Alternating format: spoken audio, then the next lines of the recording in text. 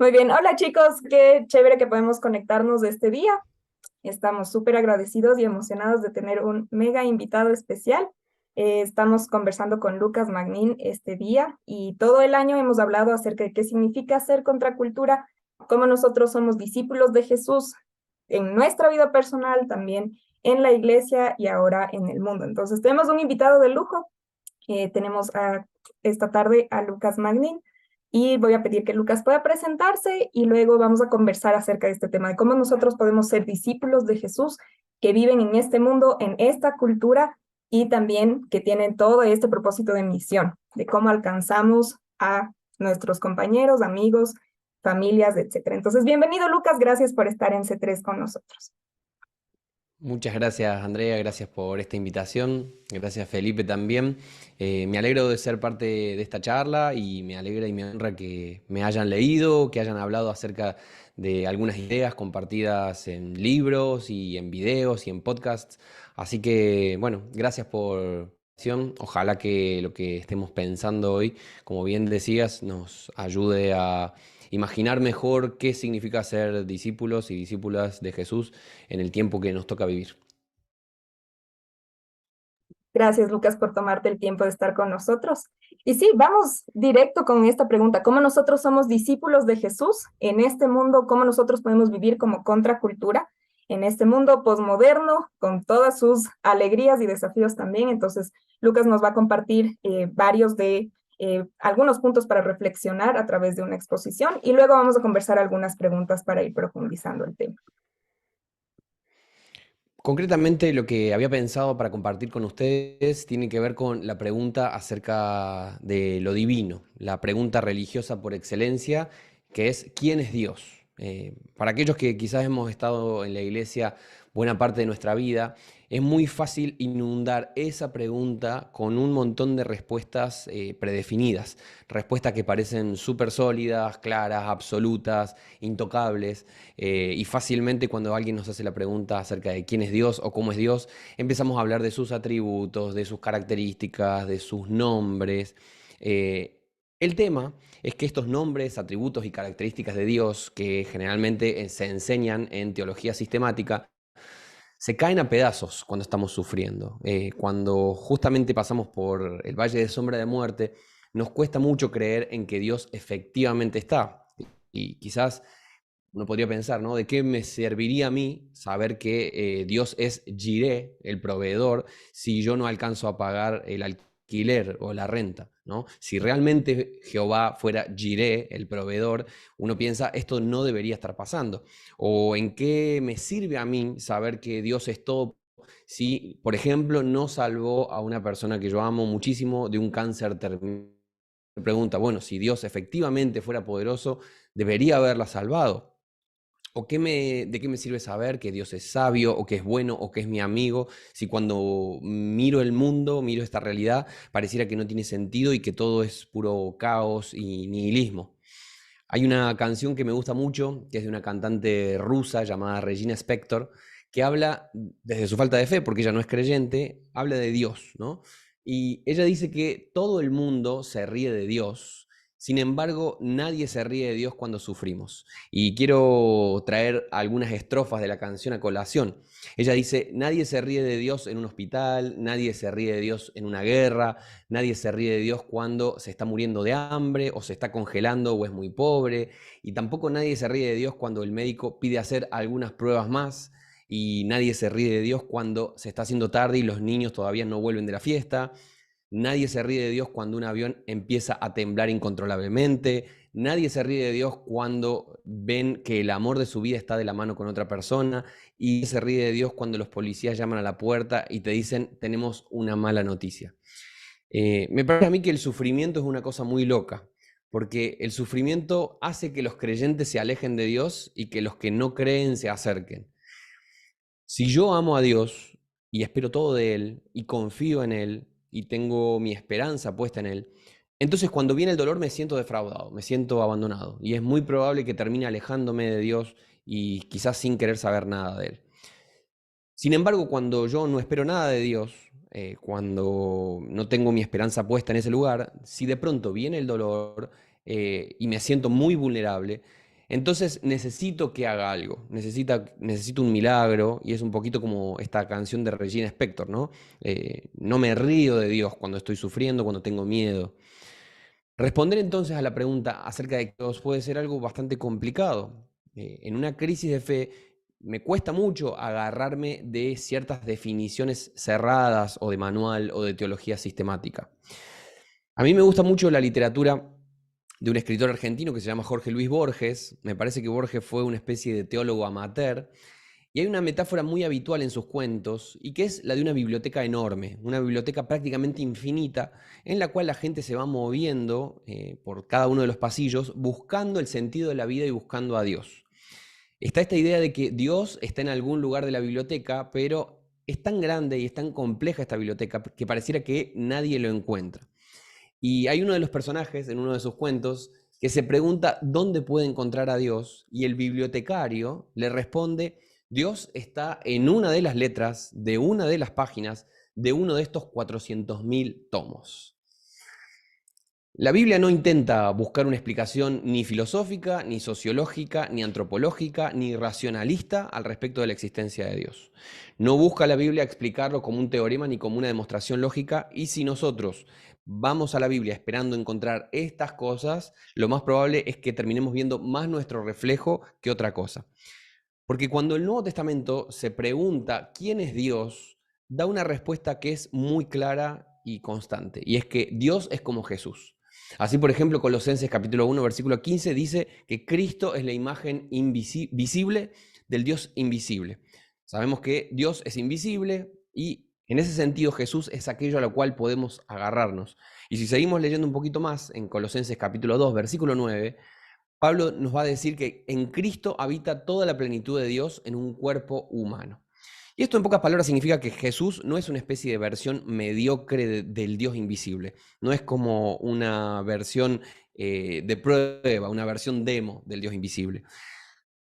Conocer de Dios lo conocemos a través de Jesús, porque el Nuevo Testamento insiste una y otra vez que Jesús es la plenitud de Dios.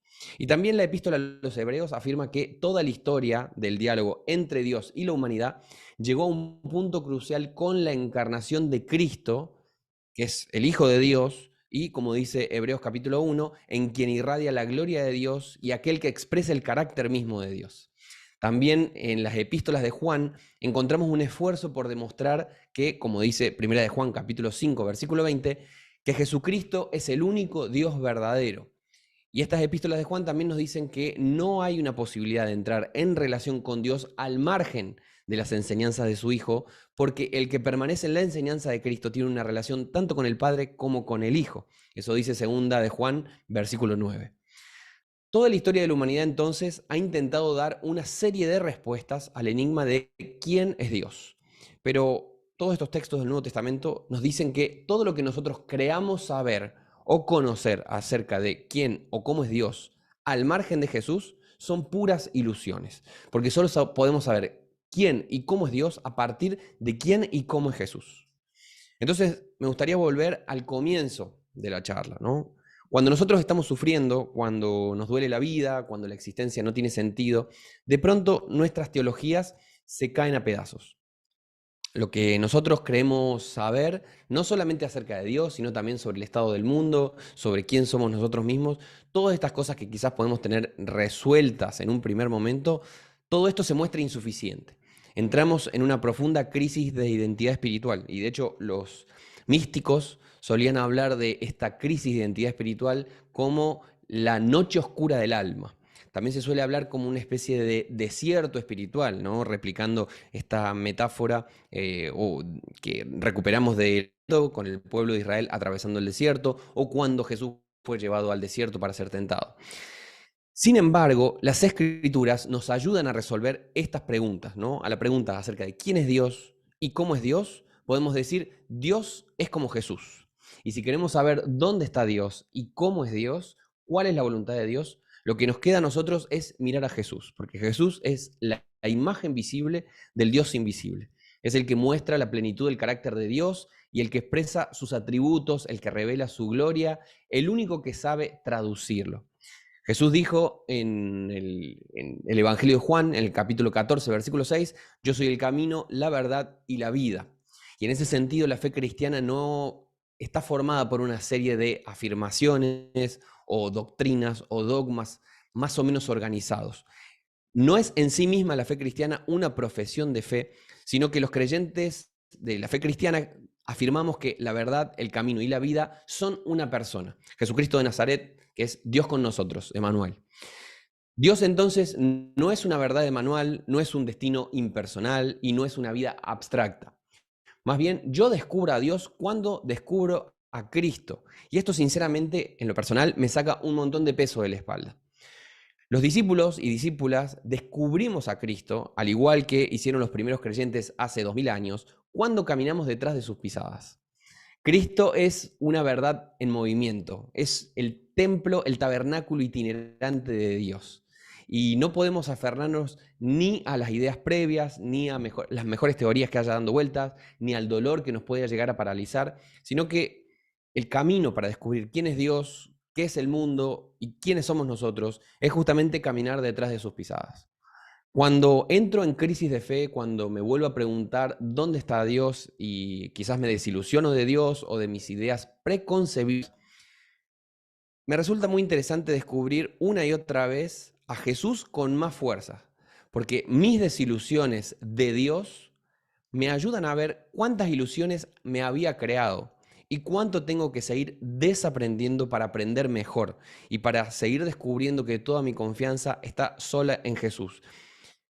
Desilusionarse con Dios, que eso es algo que a lo mejor les ha pasado, a lo mejor les está pasando y muy probablemente les va a pasar. Quizás es algo doloroso, es algo terrible que nos desarma como personas y nos sentimos desnudos y vulnerables. Sin embargo, también es un lugar muy valioso para que podamos nosotros encontrarnos no solamente a nosotros mismos, sino también a Dios. Es tumbar ídolos para poder reconstruir una nueva imagen de Dios que sea más parecida a quien Dios es. Si se cae un ídolo, es porque primero yo me lo había creado. Si me desilusiono con Dios, es porque primeramente me había ilusionado, me había construido una falsa ilusión. Entonces, aunque cueste y aunque duela, desilusionarse de Dios es parte de un proceso de maduración, de ir conociéndolo mejor y de ir tirando abajo esas ilusiones que nos hicimos de Él para poder conocerlo de mejor manera. Gracias, Lucas. Qué interesante eso. Am, bueno, me surgen como algunas preguntas, igual el Felipe puede compartir varias de las preguntas. Justo estábamos leyendo Filipenses capítulo 3 y como Pablo empieza a decir, ¿no? Yo era hebreo de hebreos, fariseo, perseguidor de la iglesia y todo, pero todo lo he desechado a fin de conocer a Cristo y de Ujú. conocer, como no tiene otro valor más grande que el hecho de conocer a Cristo, ¿no? Entonces, algo que mencionaste, esto de Cristo es la verdad en movimiento y Cristo es la vida, es una persona, no es algo abstracto. Entonces, ¿cómo ir desarmando todos esos ídolos, todas esas ilusiones que nosotros nos hacemos en la cabeza? Am, ¿Cuáles serían como ciertos pasos para conocer a Cristo? Y claro, Pablo empieza a decir algunas cosas, ¿no? De despojarse de ciertas cosas, pero ahorita mencionas también este tema de ir bajando los ídolos. Entonces, no sé qué Ujú. piensas de eso. Se me ocurren algunas cosas. Generalmente en el ámbito de la cristología, es decir, la meditación acerca de Cristo, se han fijado como dos conceptos que muchas veces se los ponen como antitéticos, que por un lado tendríamos el Jesús de la historia y por el otro tendríamos al Cristo de la fe, como si el Jesús de la historia hubiera sido, bueno, lo que efectivamente pasó y el Cristo de la fe hubiera sido una construcción eh, absolutamente hecha por la iglesia y una construcción más mítica que otra cosa, ¿no? Estas dos imágenes a menudo se han insistido tanto en la separación entre estos dos puntos que creo que ha terminado ensuciando un poco el campo de juego. No obstante, me parece muy importante poder volver a leer los evangelios para acercarnos a qué es lo que efectivamente dijo Jesús, qué es lo que efectivamente hizo Jesús más allá de como nuestros recortes o nuestras visiones absolutamente clasificadas en el dogma. O sea, intento explicarme. Nosotros podemos decir un montón de cosas acerca de Dios, acerca de Jesús, fundada en siglos y siglos de teología cristiana, de filosofía cristiana, y que muchas veces son construcciones más metafísicas que otra cosa. ¿No? Entonces empezamos a hablar de categorías abstractas, ¿no? Y es fácil ponernos en el punto en el cual hablamos de Dios como omnipotente, omnipresente, omnisciente, eterno, inefable, ¿no? Todas estas grandes categorías metafísicas que, sin dejar de ser verdad, cuando nosotros leemos los evangelios nos encontramos con Cristo de otra manera. Jesús no habla en esos términos, ni de sí mismo ni del Padre. Entonces me parece muy importante volver a leer los evangelios prestando atención a cómo Jesús quiso darse a conocer, qué quiso contar acerca de sí mismo, qué palabras utilizó, cómo habló acerca de esa causa que le movía el corazón, que era el reino de Dios. Eh, no diciendo que ahí está Jesús y no en el Cristo de la fe, no es eso lo que estoy diciendo. Lo que sí estoy diciendo es que es muy fácil quedar sepultados por capas y capas y capas de teología metafísica, perdiéndonos en el proceso ese gustito por descubrir quién fue Jesús. Y no solamente esto, sino también, por supuesto, conocer a Jesús tiene que ver con el intelecto, tiene que ver con el saber, tiene que ver con el conocer, pero también tiene que ver con un salto de fe existencial, ¿no? Creo que en ese sentido los filósofos existencialistas entendieron parte del dilema de la fe. No por nada los existencialistas se basan mucho en Kierkegaard, que reflexionó justamente sobre este salto de fe como creyente, ¿no? Es decir, estoy arrojado en el mundo, diría Sartre, y siendo arrojado en el mundo yo, como creyente, me identifico con Cristo y voy pareciéndome a Cristo. Hay aspectos de todo eso que van mucho más allá del conocimiento, que afectan otras áreas, ¿no? Que afectan el área de la voluntad, que afectan el área de las emociones, cosa que muchos creyentes han denigrado por muchísimo tiempo, como si las emociones no fueran parte de la experiencia de Dios. Y creo que el desafío está en justamente conocer a Cristo y ser conocido por Él, diría Pablo, en las diferentes áreas y en los diferentes aspectos de la vida.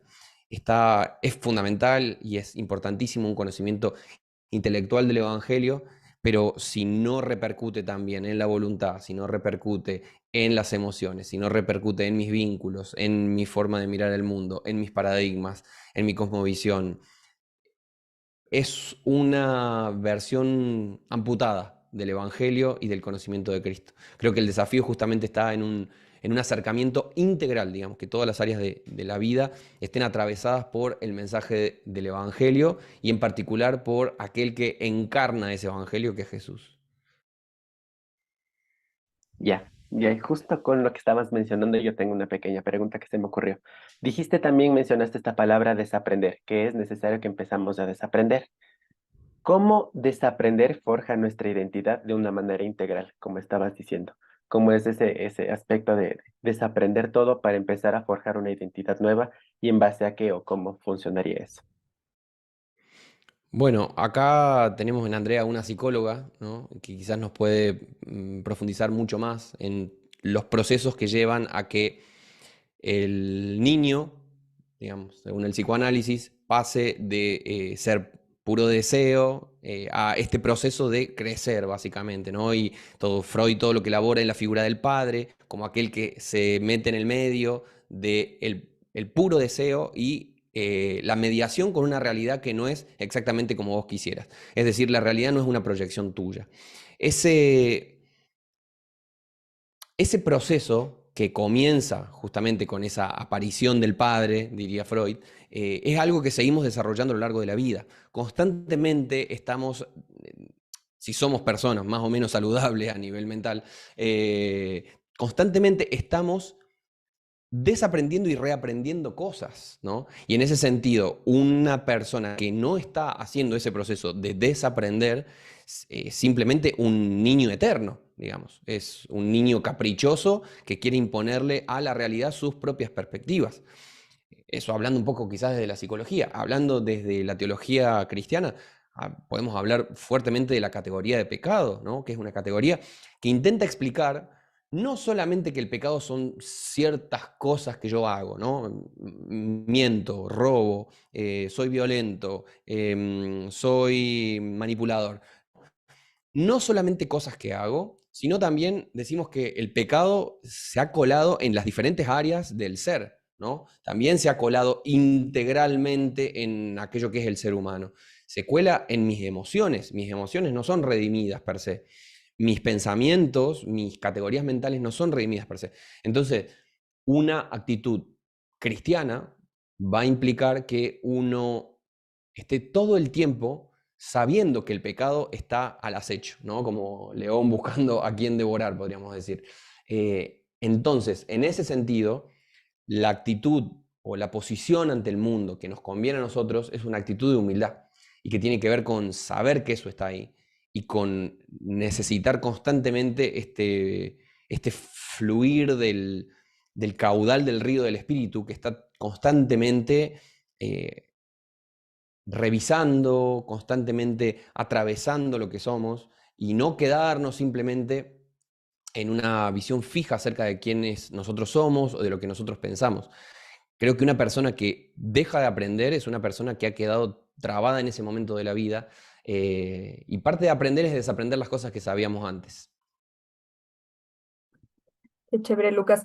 Algo importantísimo que estás mencionando justo es esta parte de dejar de ser niños. Entonces, cómo uno da estos pasos de madurez y claro, habla muchísimo el Nuevo Testamento esto de antes yo hablaba como niño, pensaba como niño, etcétera, pero Ujú, ahora ya he dejado atrás las cosas de niño.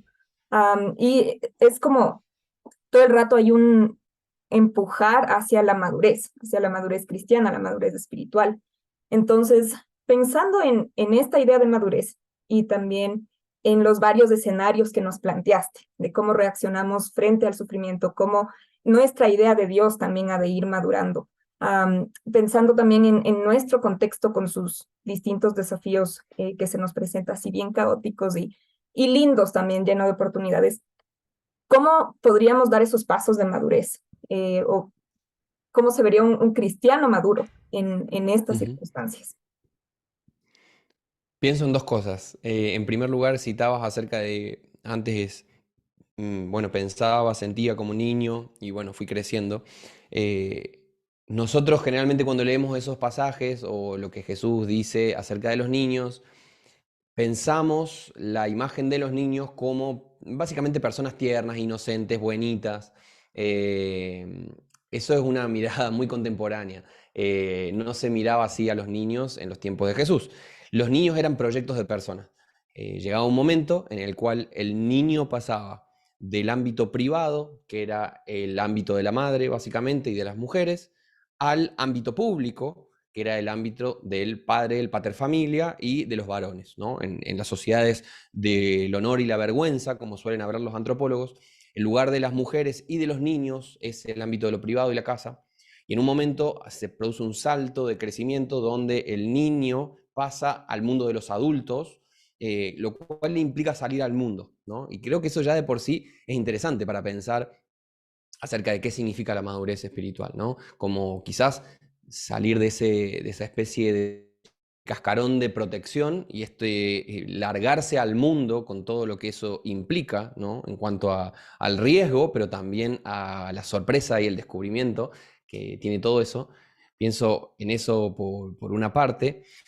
Y después, hablando de la maduración y cómo se podría expresar esa madurez en los creyentes, me acuerdo de algo que dice Bonhoeffer en Ética, me parece, que es el texto que fue escribiendo en prisión y que después recopilaron y publicaron como un texto póstumo.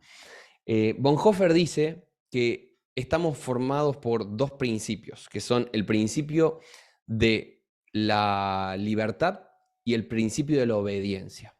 Cada uno de estos principios encierra en sí una forma de existencia, ¿no? La pura libertad es el deseo y que nadie me dice a mí cómo tengo que vivir y yo soy puro yo y nada de los demás. puro yo y nada de mi contexto, ¿no? La plena libertad como principio y por el otro lado, la obediencia absoluta como principio, donde yo, podríamos decir, desaparezco como persona, donde yo simplemente soy una proyección de lo que me dicen, de lo que tengo que hacer, puede ser mis padres, puede ser la sociedad, puede ser Dios, ¿sí? Yo desaparezco si soy pura obediencia y desaparece el mundo si yo soy pura libertad, por así decirlo, ¿no? Bonhoeffer dice que en la tensión entre estos dos aspectos, a mitad de camino entre la libertad y la obediencia se encuentra la responsabilidad. Y a mí ese concepto me ayudó mucho a pensar acerca de mi ubicación como creyente en el mundo. Como creyente que está llamado a vivir en libertad y también a vivir en obediencia. Eh, Cuando yo soy responsable, yo libremente obedezco. Libremente vivo bajo esos parámetros de obediencia, no como algo externo y que viene encima, pero tampoco como algo que surge de la pura libertad sin conciencia ni de los demás ni de la voluntad de Dios. Entonces me gusta a mí este concepto de la responsabilidad. Creo que madurar en la fe es hacernos responsables, básicamente. Es lograr reconciliar a través de la responsabilidad el principio de la libertad y el principio de la obediencia. Ok, me dejo impactado esto de la responsabilidad, sobre todo porque es un camino intermedio, por así decirlo. Es bastante equilibrado y es bastante coherente, sobre todo con lo que el Señor dice en los evangelios mismos. Ahí se me viene otra pregunta, incluso porque dentro de todos estos riesgos, de todo este dolor que puede existir, digamos así, eh, ¿cómo se mantiene sobria la mente y el corazón dentro de este trayecto, por así decirlo? Porque fácil es dar el paso de fe, arriesgarse y ser valiente, por así decirlo, pero también cuesta, y ese valor es bastante costoso, por así decirlo, para nuestras Ujú. vidas. Y cómo nos mantenemos no solo arraigados en la fe, sino que nuestro corazón y nuestra mente se mantenga sobrios en el Señor. Ujú. Me gusta esa pregunta. Viste que es un llamado este de sed sobrios, ¿no? Es como un mandamiento. Estoy leyendo ahora un libro que hacía rato lo tenía pendiente, que es Celebración de la Disciplina, de Richard Foster. Em, Se los recomiendo, quizás como para pensar en este ser sobrios, porque las disciplinas espirituales en buena medida tienen que ver con eso. Y vivimos en una época que celebra la indisciplina más bien, ¿no? La disciplina es vista generalmente como un castigo, como lo que es negativo, lo que impide mi libertad y mata mi deseo. ¿No? Así la disciplina.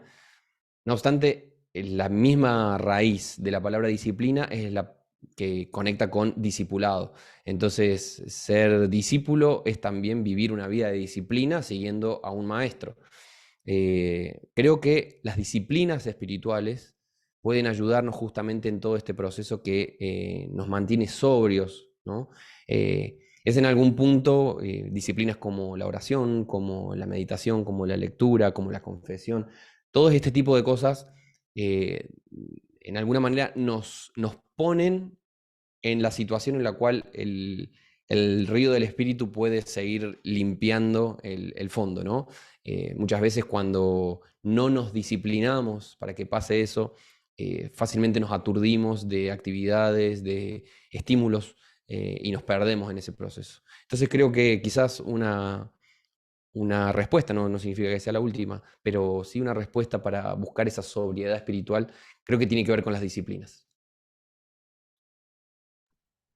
Me encanta cómo toda la conversación ha ido hilándose en distintas áreas, ¿no? Como primero, ok, ¿cuál es la idea de Dios? ¿Cuál es mi caminar como en medio del sufrimiento, en medio de este mundo? Y también vemos que es un proceso súper comunitario, o sea, no es una cosa que se camina solos, sino que Dios mismo provee una comunidad para. Entonces pone a Ujú, la iglesia, a la comunidad para caminar juntos con esto, ir descifrando, discerniendo, pero todo inicia desde adentro. Entonces, de esa transformación desde adentro, ¿cómo va a ser el impacto hacia afuera? ¿Cuál creerías tú, Lucas, que es ese llamado que Dios nos está haciendo como iglesia, como comunidades porque el primer llamado está bastante claro, creo yo, justo es esta transformación desde adentro, pero ¿cuál es el impacto hacia afuera? Ujú. Pensar ese impacto, como desde adentro hacia afuera, es fundamental el concepto de las vocaciones, ¿no? Las vocaciones que, más que abstraernos del mundo, nos ubican en el mundo.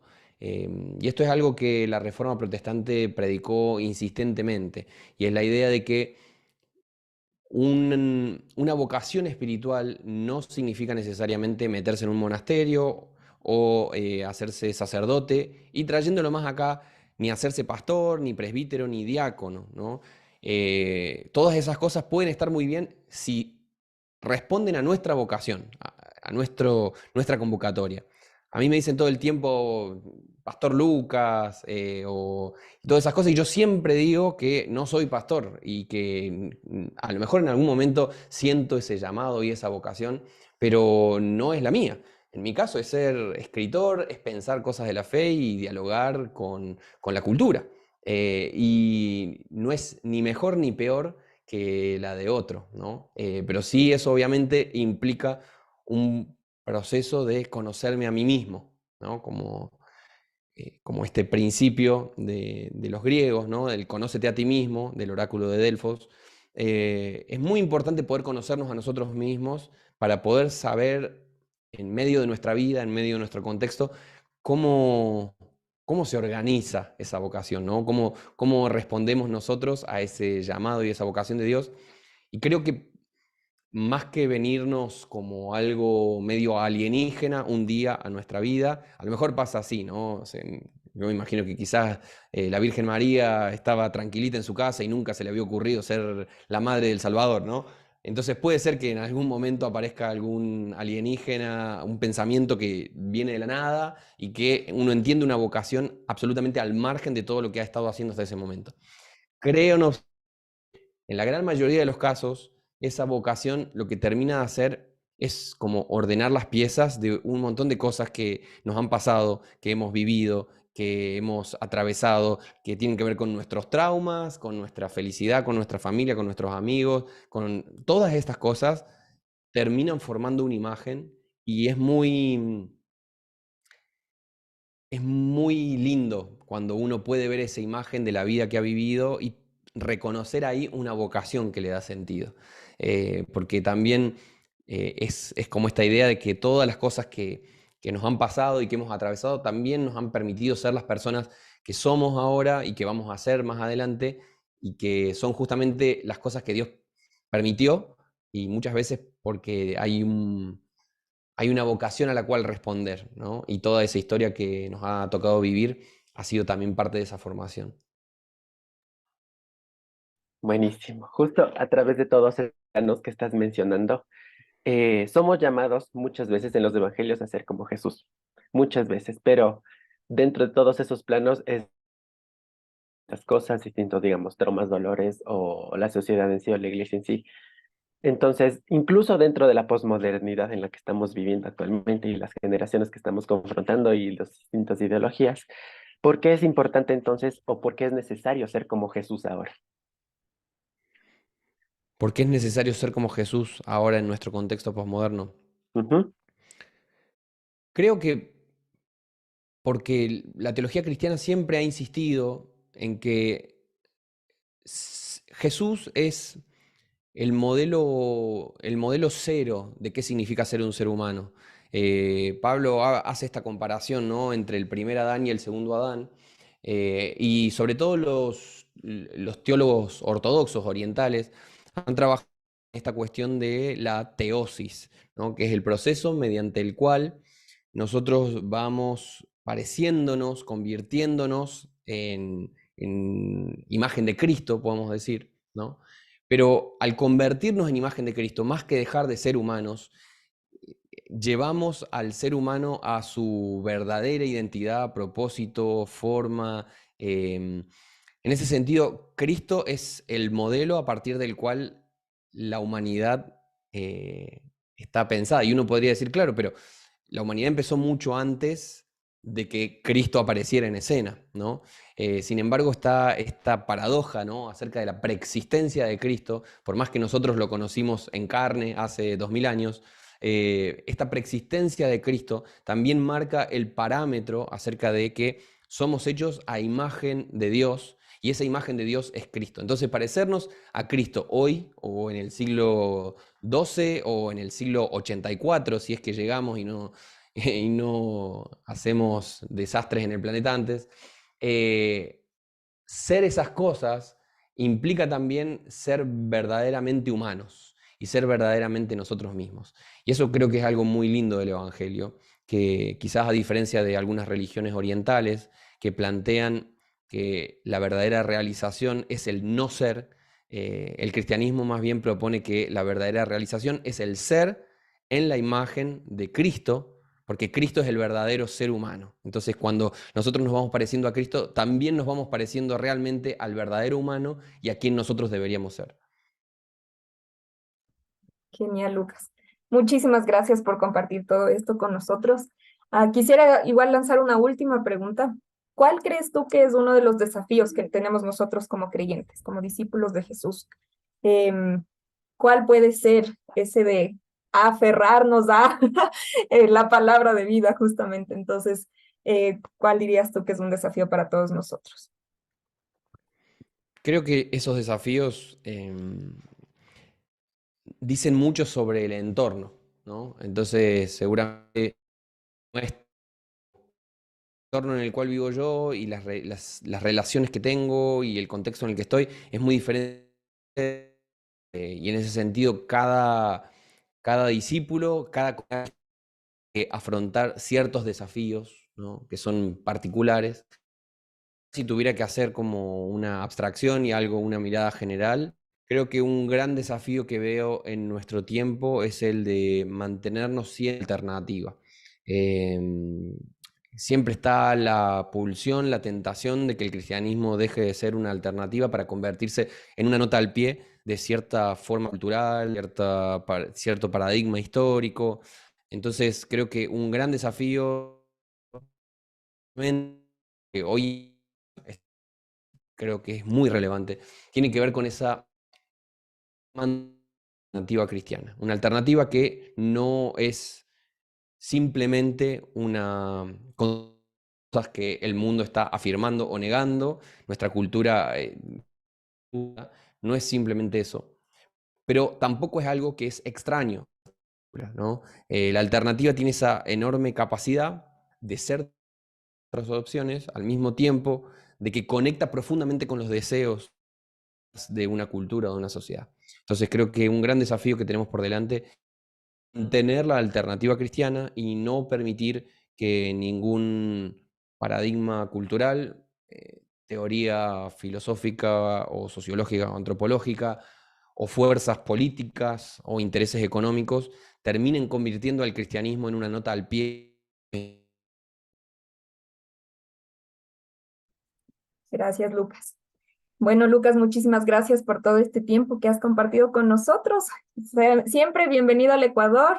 Por favor, vendrás a visitarnos en Quito. Hay temas de llevar a las cosas divertidas de aquí de Quito. Y Ujú. oramos que el Señor siga guiando tus pasos, bendiciendo también tu ministerio. Y también gracias de verdad por todo lo que estás haciendo también con nuestra generación, con América Latina y el mundo. Entonces, muchas gracias. Gracias a usted. Me alegro de que las ideas estén llegando a este Ecuador y me encantaría, dentro de no mucho espero, poder conocerlos a ustedes también. Y bueno, hasta entonces les mando un abrazo grande.